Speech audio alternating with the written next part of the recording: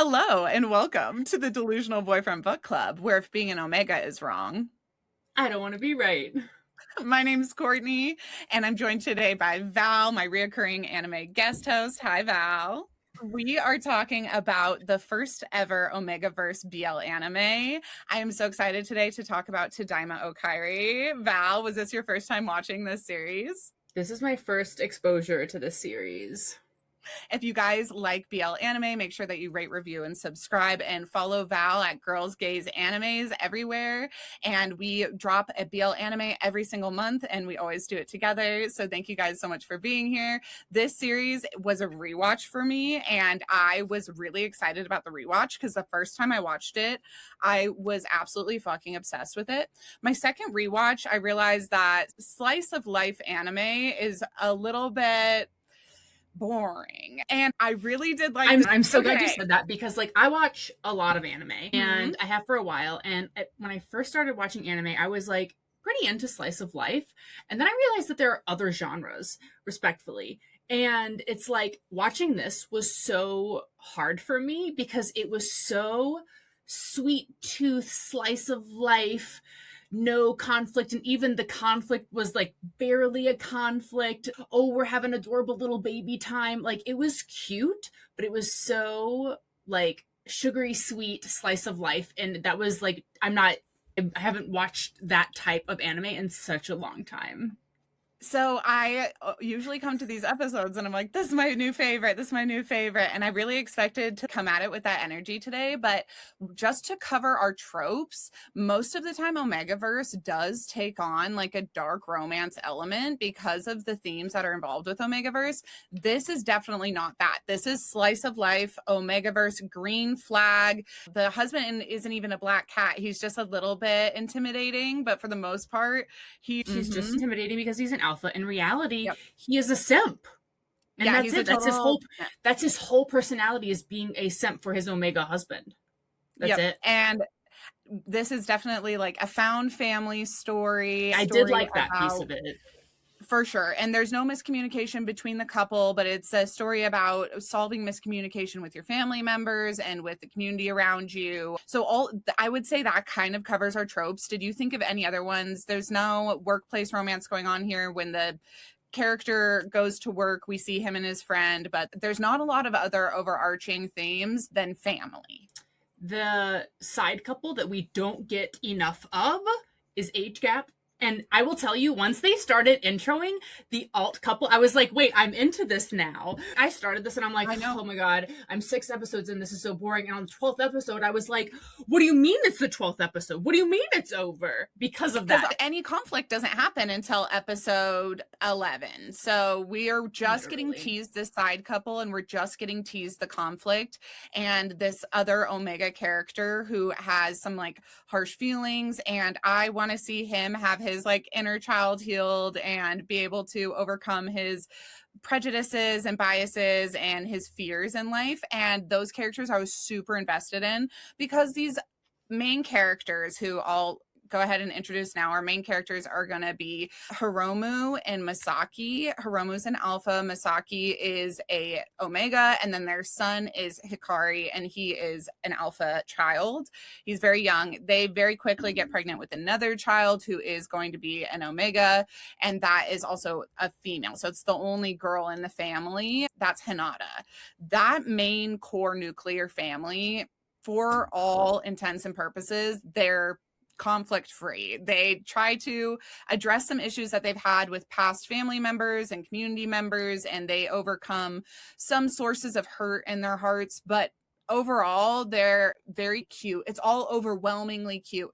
And the babies are overwhelmingly cute. And the baby talk is just overwhelming in general. On the second watch through, on the first watch through, I forgave it. But the second watch through, I was just like, if I hear gaga, ooh, boo, baby poo poo talk, I am going to slam my face off a wall.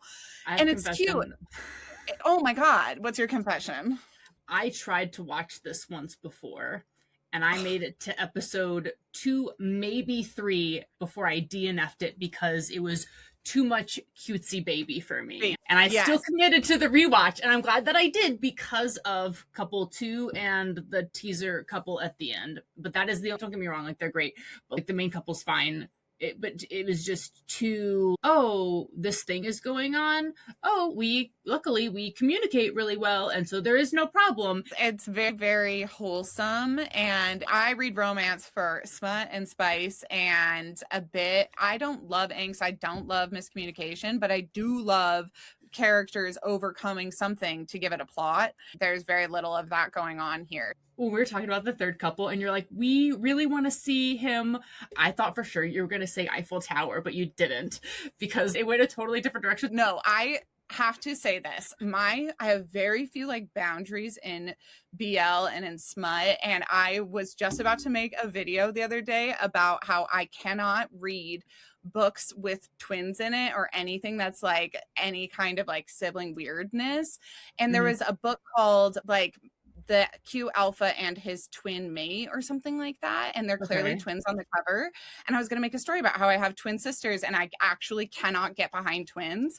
And then before I hit press publish on that TikTok video, I'm watching this and I was like, and those twins are the exception, and those twins can happen both at the same time, and those twins can definitely get this Omega. I am so here for this twin storyline that never say never. Like, everyone has a hard boundary until they don't anymore, because what am I feeling for these twins? It is so upsetting, and I guess we'll get to that point in the story. So just for a quick summary, Val, take us through from beginning to end what we have going on in this first season. I don't know that we'll get a season 2.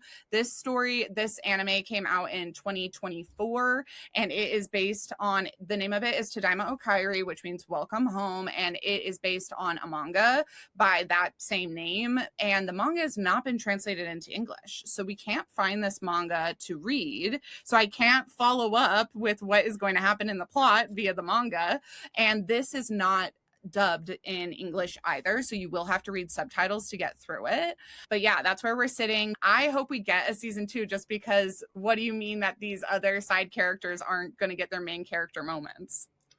Yeah, and I'll add some additional context, which was very upsetting, because there's been a lot of discourse around series in the LGBTQ plus space getting a lot of negative attention, as well as the mangakas and the creators for them. And where I'm going with this is that the most recent BL anime to get translated is Go For It, Nakamura. And so this mangaka basically had to delete their ex and everything else. And it reminded me, because we were watching through this, that Crunchyroll had to disable their comments on this series on their account, because it was just getting so much bigoted hatred, like, and comments that were just like, and so they had to disable it. And so in my mind, I'm like, great, now we won't get, if there were a possibility of a second season, I doubt that we'll ever get it because of the homophobes and the bigots. Which is so fucking unfortunate, because you have to go out of your way to find a series on Crunchyroll that you don't want to see. If your algorithm isn't pushing it to you because of things you already watched, then you are going out of your way to find it. Leave a comment on it after having presumably not watched a single episode. If our biggest complaint about the series is that it's sickly sweet and too wholesome, what could you hate about it? Literally, what could you hate about it? Is so upsetting. So I hope we do get a second season. I hope that there's enough demand for this type of media. And I do remember how many people were hyped around this and making content around this when it first came out. So I really hope we get a second season. I'm kind of done with this initial couple and their happy family. I'm happy for them. And other than giving me, I will admit, it did give me baby fever, which is not my fault. I was going to ask, and then I was like, no, you have to realize that real children are not as sweet as their child is. You have to realize that. They're not. And I have to just convince myself that ours would be like a demon, so I don't get pregnant right now. But it was just, it's a really tricky thing, because again, on first watch, when these episodes were spaced out every week, I thought this was so precious, and I remember just being like, this is so cute, nothing could be more cute than this. And binging it all at once again for a rewatch, I was like, oh, you can make yourself sick on too many sweet treats. I guess we should do a bit of an Omegaverse 101. Will you give us your understanding of the Omegaverse? I actually have a podcast episode on YouTube about OMEGAVERSE. If anyone wants to check that out, I had to do a super deep dive on. So on high level, like what OMEGAVERSE is, because right now there are like baseline rules. And what I thought was interesting about this series, and we'll discuss why, is that it deviates from what we now typically line up as our basic OMEGAVERSE rules. So like in a standard OMEGAVERSE, everyone's got like these, everyone has their gender, but then there's also this other assignment where you're either like alpha, beta, omega. If you think of like wolf packs and in the animal world, there's like alphas and omegas and betas, and it's kind of like that. But in the OMEGAVERSE, betas can mate with anyone, and typically alphas will have omegas as their mates, and there's like biting involved, and you're making them your mate, and then they can't mate with anyone else. And then sometimes OMEGAVERSE can turn into impreg. And in a lot of those situations, only the omega is equipped with the anatomy to allow birth. And so there's, in some of these OMEGAVERSEs, like a man or a woman can be an alpha or an omega, and BL OMEGAVERSE is just, it's all guys anyway, whatever. But what was interesting about this one, conversely to what we're used to seeing in the OMEGAVERSE space, is that in this world, it's frowned upon to mate with someone who isn't your like assigned, what's the right word for it? Type. Yeah. So in this world, it's like alphas mate with alphas, omegas mate with omegas. And so where the conflict, air quotes for those listening online, comes from in this series is that our main couple is an alpha and an omega pairing. And so his alpha parents don't want him marrying an omega. The omega's parents were betas. So his parents were betas, and they just wanted him to have a nice, normal life, and were very depressed and made him very depressed about his assignment, and really impressed upon him that life would basically be impossible as an omega, because you are constantly emitting a pheromone that the alphas will attack if they see fit. You can be mated against your will, you could be sexually assaulted, and you are going to be looked down upon in workplaces and social settings because your pheromones disrupt everybody else's daily life. So it is a very interesting dynamic that in this world, the omegas would mate with omegas to stay out of everybody else's way, and the alphas would mate with alphas. It's very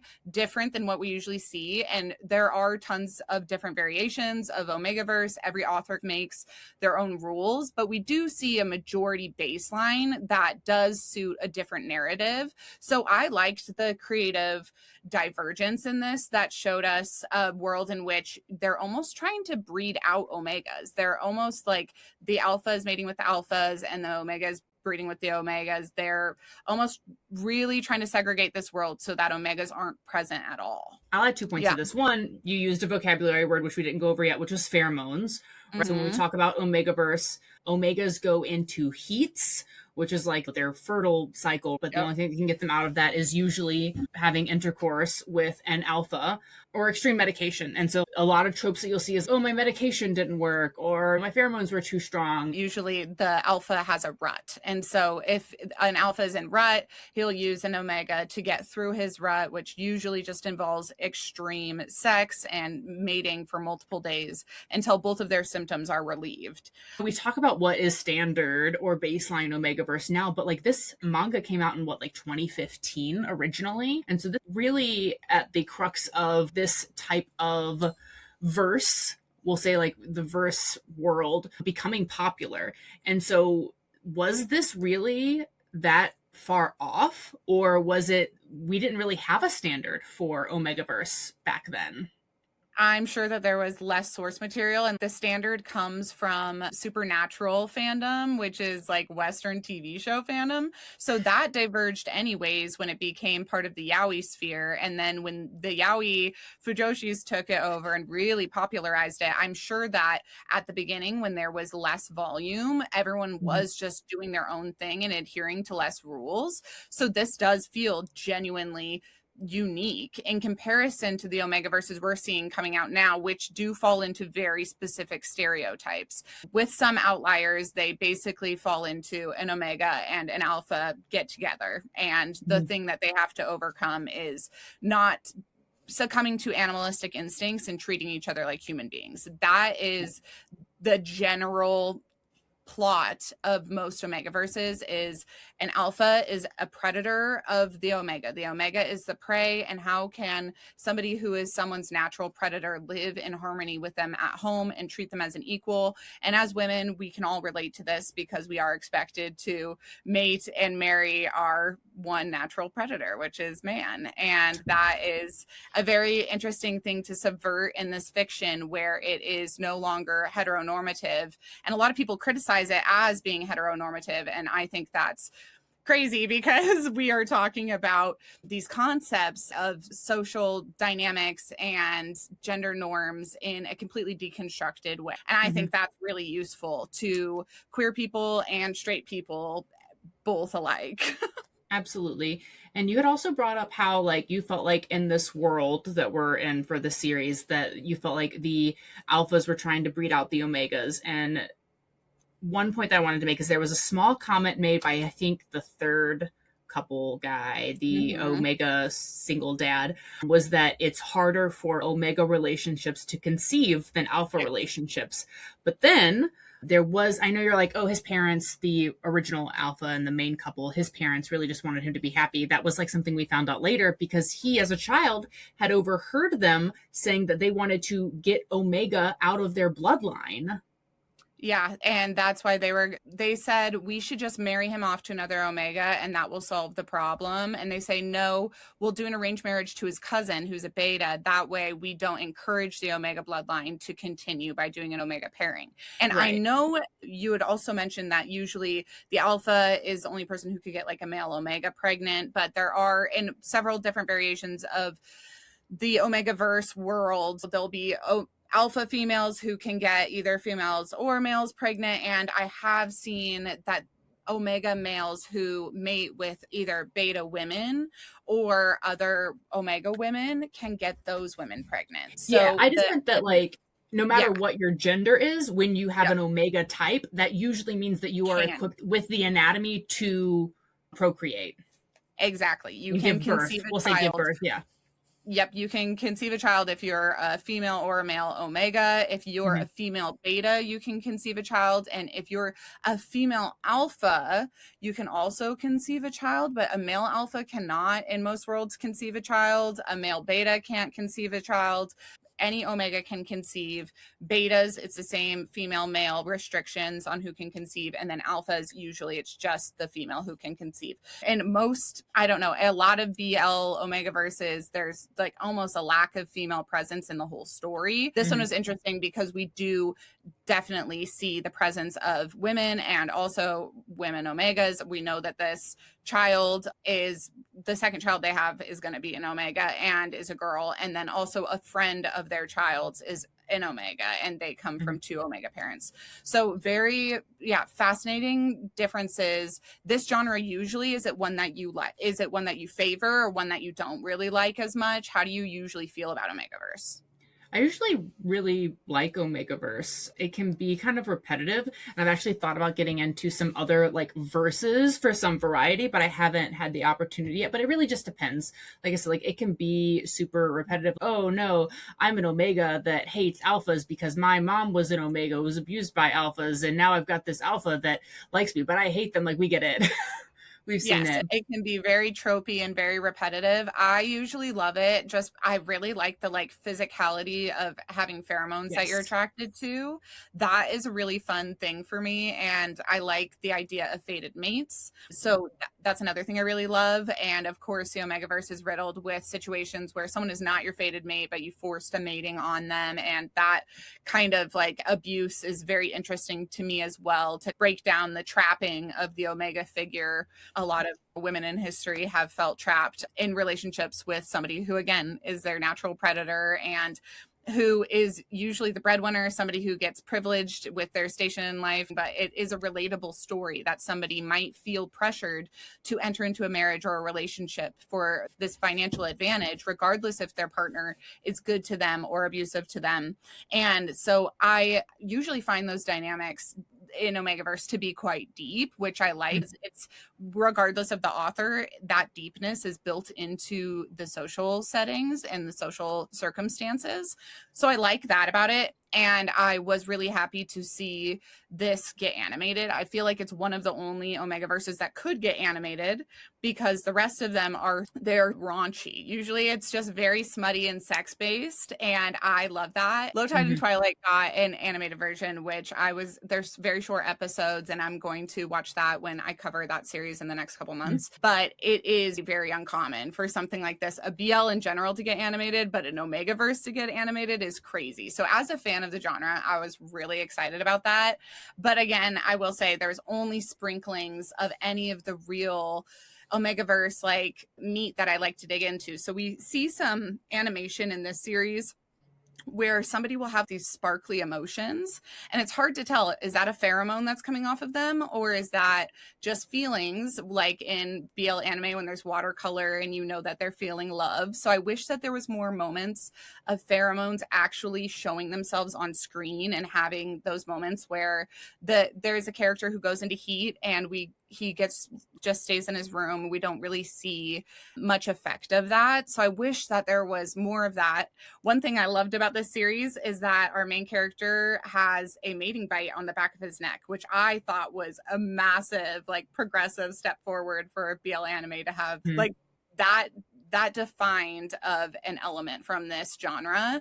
And I think that's what people were like so grossed out about, all the homophobes who wanted to get up in here. They're like, oh, it's disgusting. He's got this mating bite on his neck, which is pretty tame, actually. But yeah, we've never seen it on screen before. So I thought it was so cute to see this mating bite on the back of his neck. And it's so iconic for this subgenre.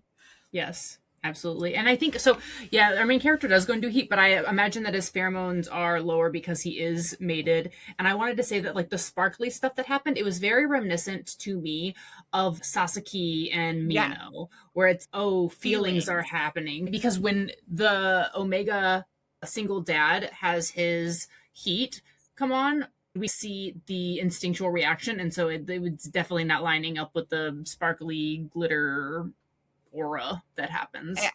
I agree. So I wish that there were more of those dynamics, and I get that it's like not the main point of the story, but it is such a main point when you're reading these manga that pheromones will cover the whole page. Like the whole page will go black or will go bubbly or whatever, and these characters are sweating and their eyes go crazy, either all glazed over, or the alphas will become like snake-like or very predatory. Their pupils like dilate. So it was interesting getting this and not seeing all of that. And then also I would say that the alphas in this story don't look much different than the betas, and just like taller a little bit, a tiny bit taller, not this like over muscled massive penis third leg thing happening. And I of course love those stereotypes, so I wish that these characters are like pumped up a little bit more. So yeah, those are some of my general overview thoughts about this Omegaverse, about the genre as a whole. And I guess with that being said, will you take us through a little bit of the plot?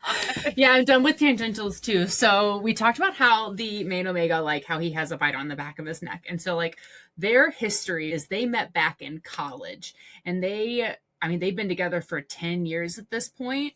And we learn later that they actually had gotten together and decided to get married even before the bite, because the Omega was worried about one thing and the Alpha was worried about another thing. And then they're like, this is stupid. And so they eventually buckled down and ended up doing the mating bite, maybe, I think they said 3 years prior to like when we're watching this unfold. So it feels like by that point, maybe they did the mating when they got pregnant with their first child or something like that. Originally, the Omega had said that he didn't want to pass on his Omega traits. But after getting pregnant, he was so happy. Then they got married.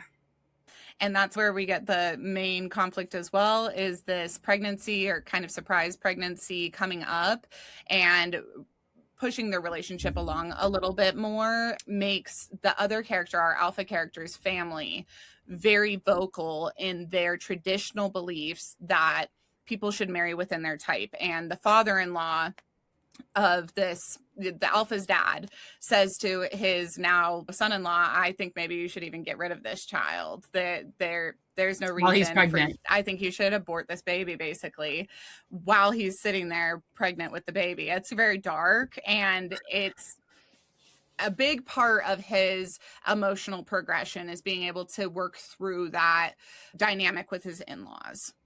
Yeah, I would say like when we talk about this being super sugary sweet and the like in-law thing happens maybe episode 2, right? So every episode has like a little baby taste of a conflict that like gets resolved within the episode or by the next episode. So our first one is, yeah, we're dealing with the lore behind the alpha's dad and mom and how the dad said, yeah, you should abort this baby, but now he wants to be involved. He's, oh no, I'm a grandparent. And then once he apologizes, which by the way, the baby convinces him to apologize because of course the baby does, then everything's better. And now the grandparents are showing up and hanging out and like they're having them over for family dinner and it's great. And then the mom's giving the alpha her old yukata and he's wearing it and it's cute and that's great. And then so that's like one conflict. And then we move on. And by episode 2, we also meet there's a beta family that lives next door. And so there's this college age kid that's super shy that the alpha baby kind of adopts and is, you're my first friend. And this kid, this college kid, he like can't say no to this baby. And so then we're kind of creating this other storyline where now we're building up their family. And so now instead of just the 2 parents and the 1 kid, it's the 2 parents, the 1 kid, and they're now neighbor college student who's best friends with their baby, but not in a weird way. I want to clarify, it's not in a weird way. It's actually adorable the way that this college kid helps out with the baby. I was worried about that at first, but it's so pure. It's so sweet. It's if you saw your stay-at-home mother neighbor struggling with her stroller and you offered to help every time you saw them come about. And then that character does end up also going over to eat a lot because he's a college student who doesn't really know how to cook for himself. But this baby really loves this neighbor, and the neighbor keeps putting himself down and saying, nobody really wants to be my friend. I'm a loner and I don't have any friends. This baby shouldn't even want to be my friend. And the mom character, the Omega, is really helping this college age kid build his self-esteem through realizing that they would as a family want to adopt him as like their friend and their buddy, and he's worthwhile as a person and he is value added to their dynamic over at this other house, and they continually invite him over.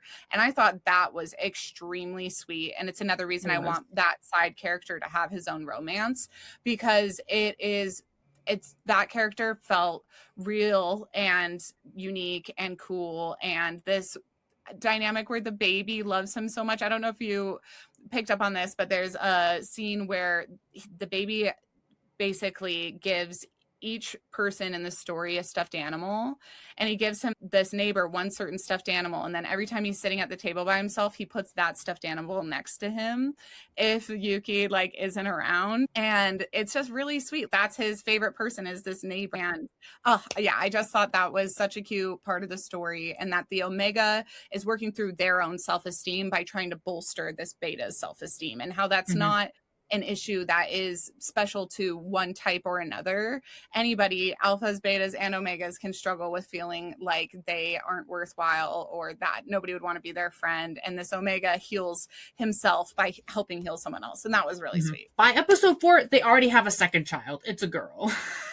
They're banging, baby banging. And we saw that heat a little bit. And so I feel like it was hinted at that was going to happen, because the heat you can just parallel to ovulating, and so this person is definitely in their fertile window, and they have a husband who's simping over them all the time. Not shocked when this baby is revealed. And the kid that they already have, Hikari, he is very much so in tune with his Omega mother's feelings and emotions, because he is an alpha. And one of the dynamics in Omegaverse overall, whether it is your child or your mate or somebody else, like an alpha will try to be protective of an omega. And this baby is constantly trying to be protective of the omegas in his life. And so much so that you're like, wow, this baby has too much responsibility over everyone's emotional regulation. Like, the adults should handle their own shit. Like you said, the baby convinces the grandpa to say sorry, and everybody is coming to these realizations about themselves kind of through this baby's actions towards them. And it's funny. The baby is a big, he's the catalyst to a lot of the story progression. Yes, exactly. I will say, as I'm reading through my notes, I had a realization, and I want to see if you also caught on. Okay, so the alpha baby, he sees himself as like top of the tree, the star. And then at the end, his Omega best friend, like the dad is, oh, that means that you're this ornament, which was the moon. And to bring it all together, the Omega baby, the girl from the main couple, her name means sun. And so you've got the sun, the moon, and the star for all three of these babies in this story. And it's just so cute. And they are definitely the glue that brings all these people together, because the neighbor boy who they befriend, the neighbor boy that they befriend, and the coworker of the main alpha dad, he's a coworker. He seems pretty high up in the company. He's another alpha. They are childhood friends, but they work together at that office.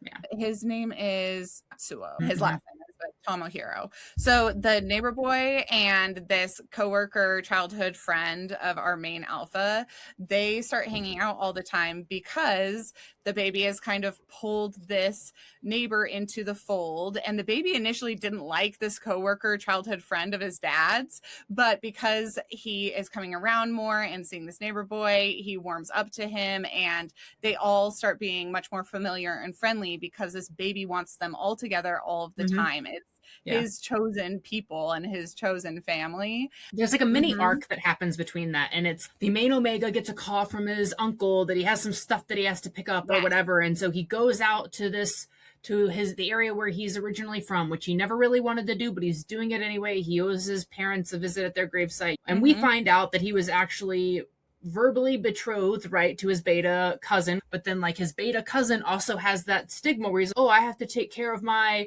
Omega wife, which was his cousin, and so he hates the alpha husband of his Omega cousin, and it creates this big stink over 2 episodes. This is like the longest, I'll say, conflict that we had, only again I know that there was like, they talked it out, and it was mostly the alpha saying, hey, can you just treat your cousin like a human and not treat him like an Omega for once?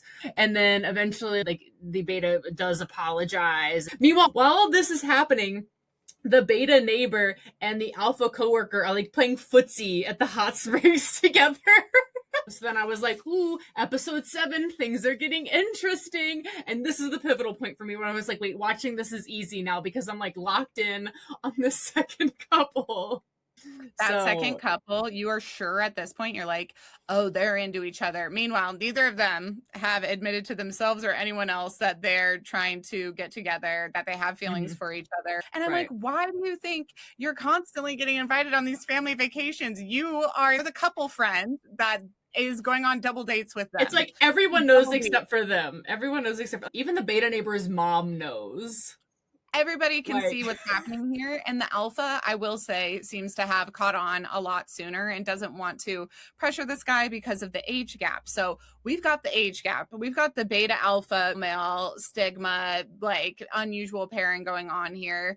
It is so filled with dramatic potential, and yet we don't get any of it. We get one close moment. So they're literally at this family in this hometown with these family members. They're watching all this drama go down, and they're just observing as third and fourth wheel. And I'm like, okay, could we just spice it up in the next room and flash back over there? I will say the beta did like, the alpha had to hold the beta back like once because he almost went at the cousin for talking shit to the Omega neighbor. And so I was like, yeah, pop off. And then the beta looks at the alpha and he's, you say something then. Like, you get him if I'm not allowed to.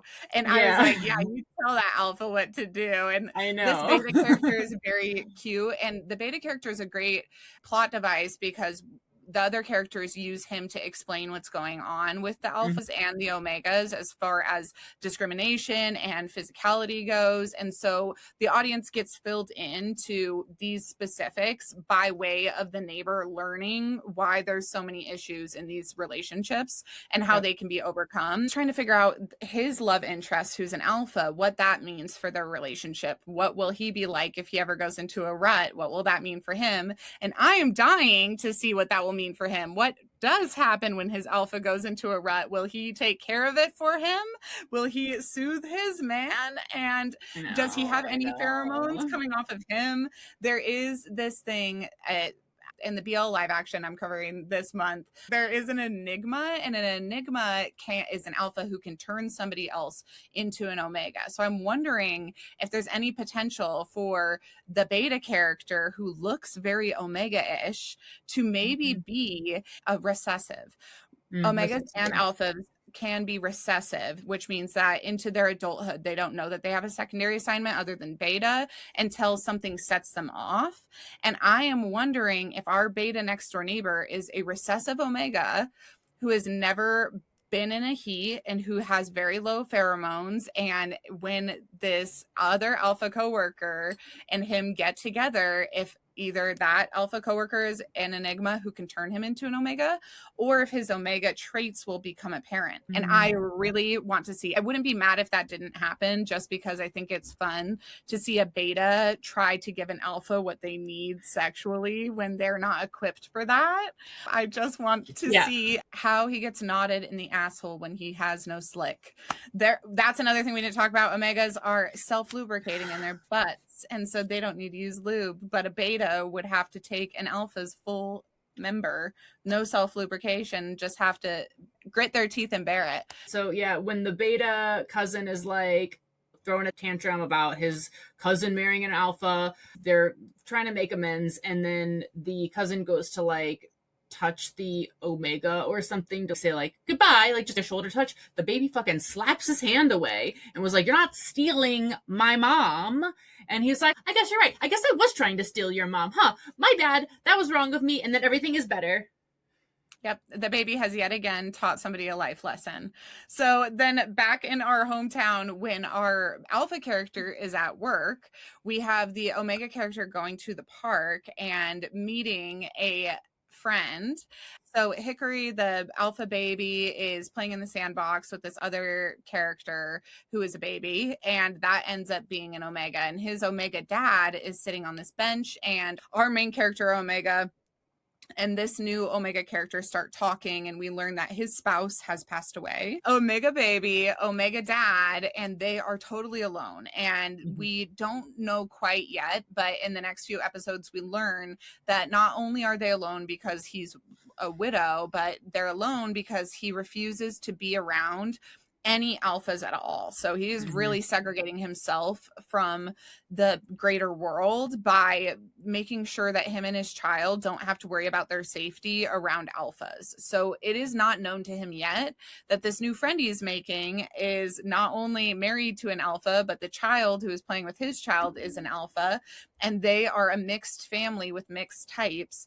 And he doesn't understand that the omega he's talking to doesn't have these same prejudices as him. Along the way, we also have these two brothers of the other alpha coworker coming into the picture during a Halloween, and those brothers meet this omega baby, but his dad is at work.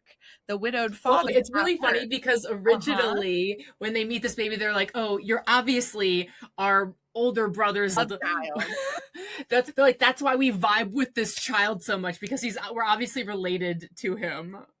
They vibe with that child because they are the fated mates. Both of them are the fated mates of the omega dad. Yes. So they meet the kid first, and the kid is really, it's very funny because they scare the alpha kid, but the omega kid's not scared by them and befriends them and helps fix this tiny little conflict that they have with the other baby. And let's just say it, the twins are very hot.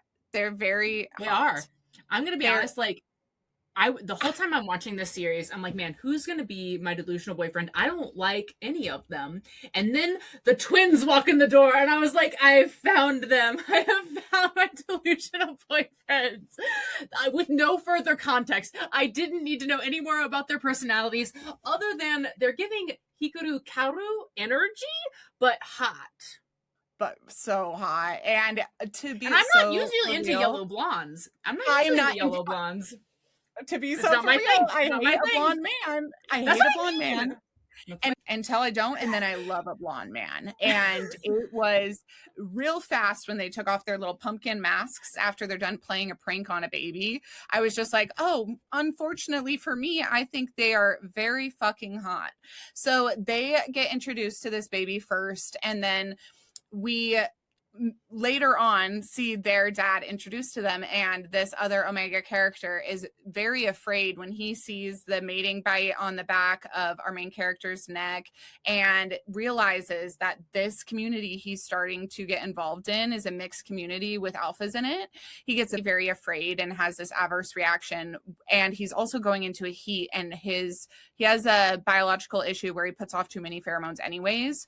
So when he finally does meet the alpha husband of our main character, he is putting off so many pheromones that alpha almost goes into his own rut or something. He has to go put himself in a cold shower, physically get out of the room. He tells his best friend, the coworker, childhood best friend, you Alpha, need to leave.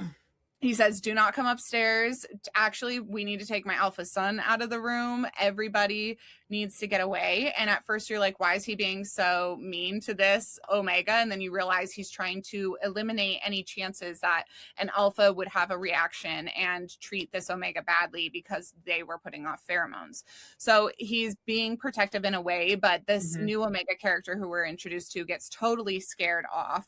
If we could see those twins and this dad get the fuck together. And towards the end, we see them all at a Christmas party, and the Omega dad, the mini conflict that happens here is that he tells our main Omega character, I can't be around you or your family. Our kids can't play together anymore. This is never going to work.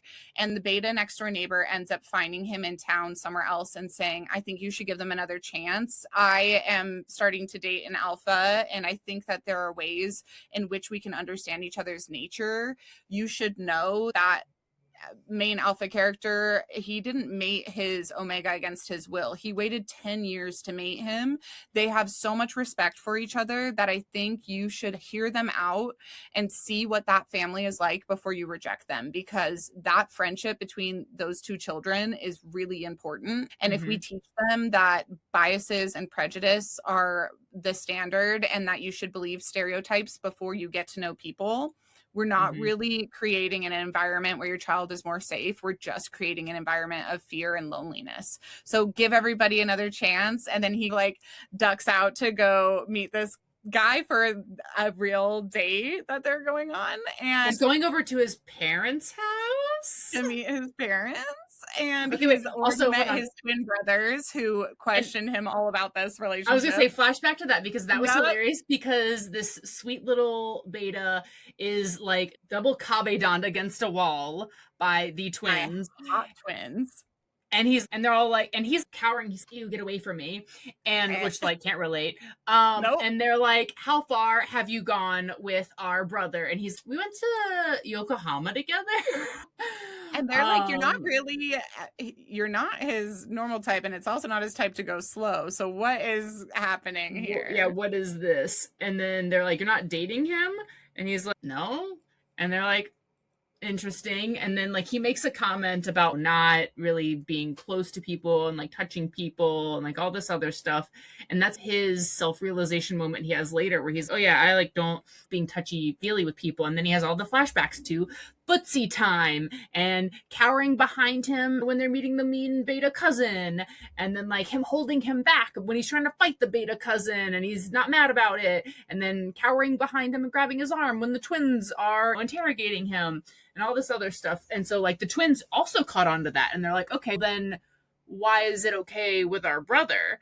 And he doesn't get to answer because knight in shining armor Alpha comes in the room and is, hey, keep your hands off my beta, more or less. So and even in that moment where the twins are like being like nosy little brats, I'm like, they're so like hot. And I did their older brother in this moment when he like comes to save this guy from any awkwardness. At this point in the story, I'm like, is the beta asexual? Is he aromantic? And those questions aren't totally answered. It feels like he's maybe like on the demi spectrum. I was going to say, my guess is demi. For sure. And I love that representation. I love that this alpha character, instead of forcing his own feelings to be apparent, he just tries to protect him and save him from any situations he wouldn't be comfortable in.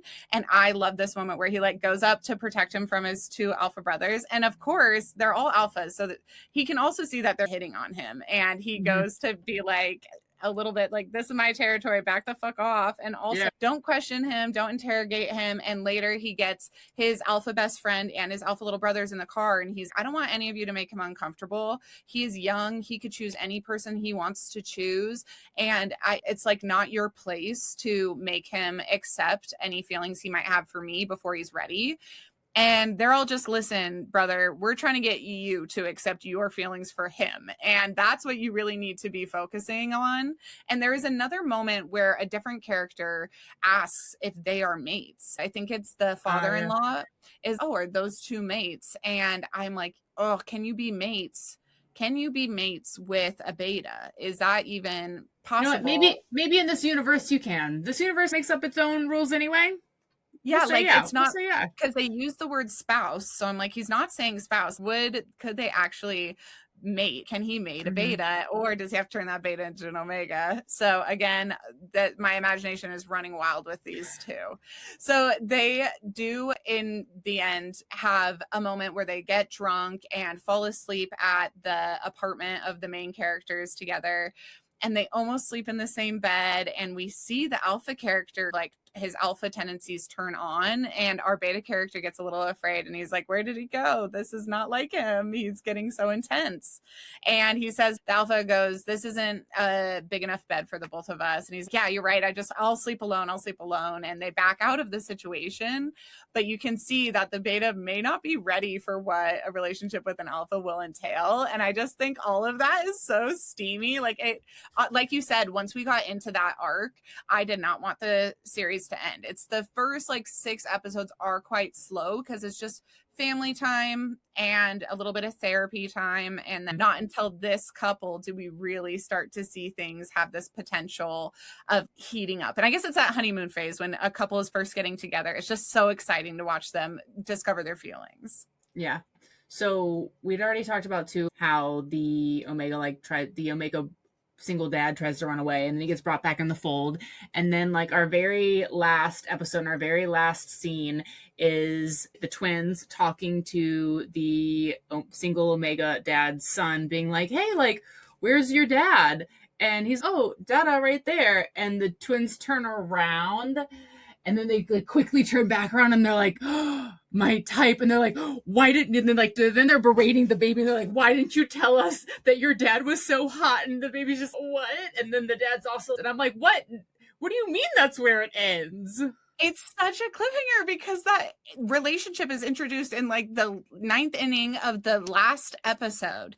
And it is so cute because clearly there is a fated mate situation going on. These two had this weird connection with the baby, and they immediately, when they see this dad look at each other, they're always talking in sync. They're almost the same person. That's why I think I can make like an exception for this, where I usually have such a hard time with twins, is that these two they say all the same words at the same time. They're like one person. And that's why I think they both have the same mate. Like it's their fated mate together is this dad. And I need to see it happen. And will he get 2 mating bite marks, or will they bite the same place, or would they be stacked on top of each other on the sides of his neck? I need to see it. I'm so upset I don't get to see it. Yeah. So that is our full series.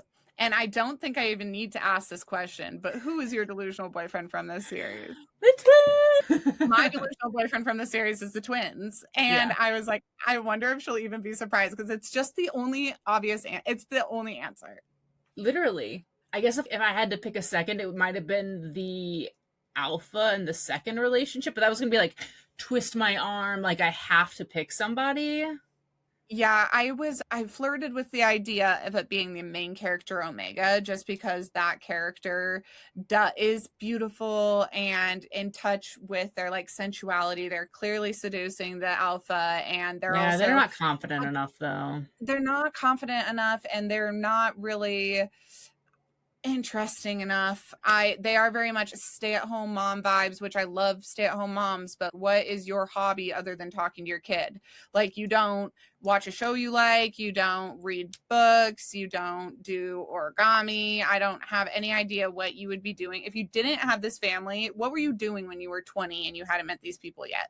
What, other than being depressed? So that is the other thing, is I'm so depressed. There's only room for one of us. And I need the other person to be a little bit into something, like have their own interests. And the main alpha in this story is really interested in construction. And that's his career. Like, he'll stop and admire tile work. And I'm like, at least he has a hobby, I guess.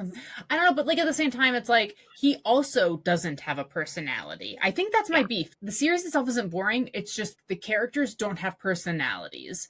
And to your point, like, their personality is their family, and that's my beef with it. Because the Omega, he's just a stay-at-home mom. He's a great parent, and then the Alpha, he is just a simp for his wife and kids, and that's it. Like, even his coworkers are like, "You only ever talk about your family," and he's like, "Yeah, but look at how cute they are," and that's it. That's their only personality. He even has a conversation with his Omega husband at one point where he says, "You aren't taking me seriously enough when I say I don't care about the rest of the world. All I care about is you and our kids." I truly mean that. He meant it. And he said it with his chest. I don't give a shit about discrimination and what anyone else is going through. All I care about is you. So if somebody insults Omegas in general, not my beef. If someone insults you, I'll kill them. And I'm like, again, you're not really doing a great argument for yourself. And I usually love that, except for I did want there to be that extra element with these two main characters. Whereas our side character, the Beta, who's in college, at least that character has this family that he's friends with. And I guess I will say these are new parents and they've moved to a new neighborhood. So they're developing their personality, and their personality is being the hosts for these parties with these new friends that they're making. So maybe they get more personality along the way as they start to find their place in the community. But every other character so far has been a little more interesting. Even I almost made the grandpa my husbando because he has a huge character growth arc. He's a good husband, and he has a fat house. His house is huge, and he has a bunch of money. So I feel like the uncle was pretty cool too. He was cool. At one point. I also considered the Beta's mom. We don't know a lot about her, but the mystery gets to me because she was successful, and she's probably divorced, first of all, because we only hear about his dad, but his dad lives somewhere else. Then she just has her son, which she manages to pawn off on the family next door. She is living her life, doing her own thing every day. She's got something interesting about her, and we just don't know what it is. She's a gossip. We know she's a gossip because as soon as she saw this Omega dad, she was like, "Oh, I know who you are." And then she starts blabbing on to this kid about how the alpha baby has a present for you, and she's stirring it up. There's no way she doesn't know about the tea that's going on. She's stirring it up. She's into drama. I love her. We don't know anything about her, and I love her. She's like playing matchmaker for her kid, just trying to get him out of her house. Like, she wants him home so that he has somewhere safe to be. So she's a good mom, but she's also makes some fucking friends. And then she's also meddling in everyone's shit. She's a cool side character. It had a lot of interesting side characters. I will say though, if the twins didn't even open their mouths and I saw them with their combat boots, I was like, yeah, this is just hot through and through. You're just doing hot stuff. And the double Kabadon, like the fact that there's two of them, they're so cute. How do they rank amongst your top delusional boyfriends? I mean, we just covered Yuri on Ice. Shameless plug, go listen to our Yuri on Ice episode. But like, how does this even compare to something like that?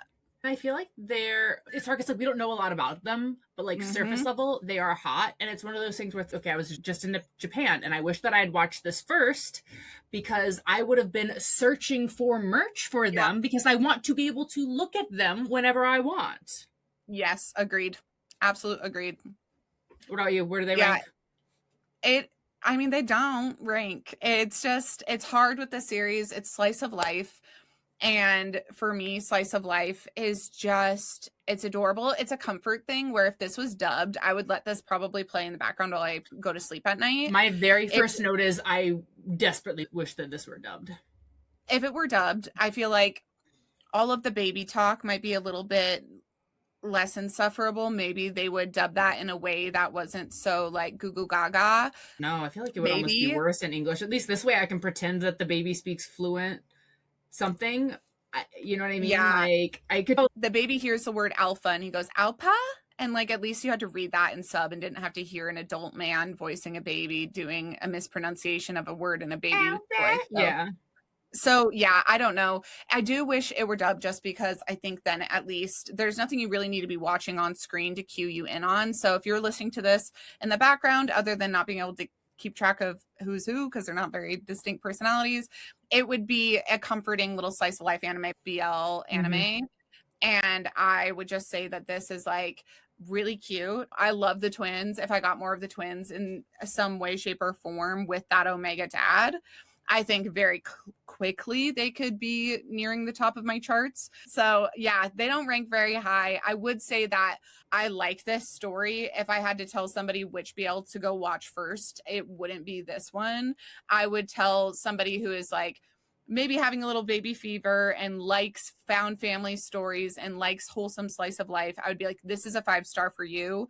For everybody else, this is probably going to be like a 3-star watch. It's just very mild and yeah, it's unproblematic. It's sweet. That's my rating of it. If you have someone who's sensitive to some of the more aggressive stuff that I feel like we're into, but they are curious about OMEGAVERSE, great fit for that too. Yeah. And definitely if you're know people who are just like, oh, it's all just fetishized smut and blah, oh yeah, blah, you want to prove them wrong, throw this at them. Yeah.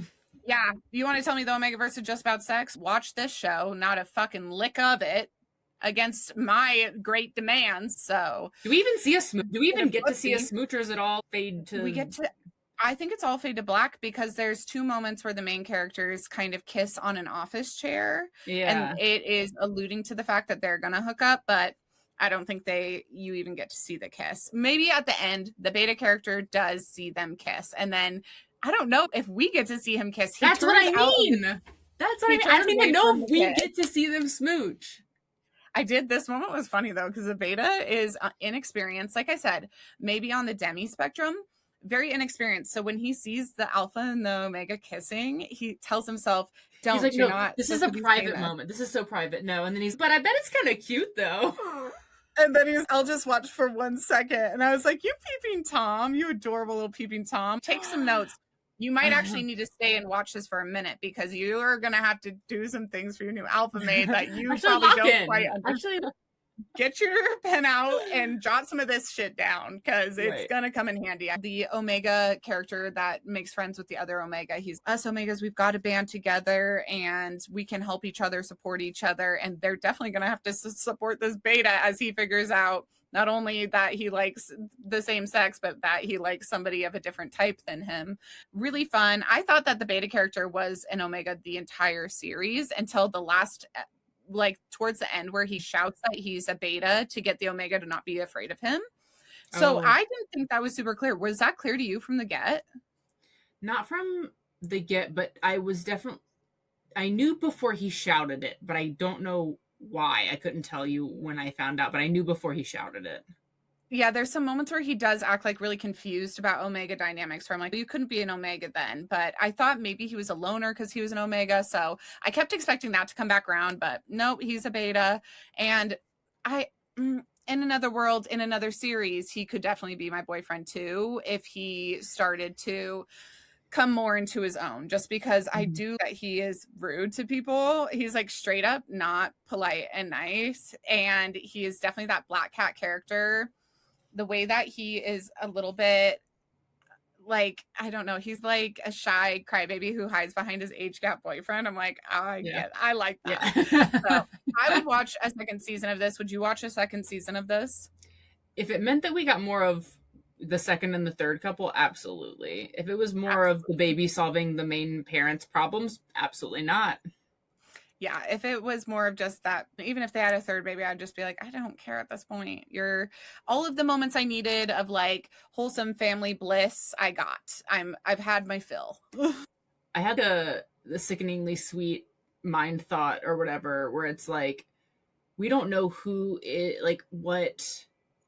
we don't know what anatomy is are on these characters because of the way that this universe is set up. So it's okay if our beta couldn't conceive. I could totally see the first couple being like, oh, we'll be your surrogates for your baby so that the alpha beta couple could have a baby. That's like how like I would see that playing out if the beta, like, for whatever reason, couldn't have kids himself or something. I can totally see that happening. I can also totally see him being a recessive Omega who gets his traits later because of the way he's drawn like an Omega. He looks so much like an Omega, in my opinion. He just looks just like the other Omegas. Like, he's as beautiful and like feminine looking. It just feels too complex for the universe that this author built.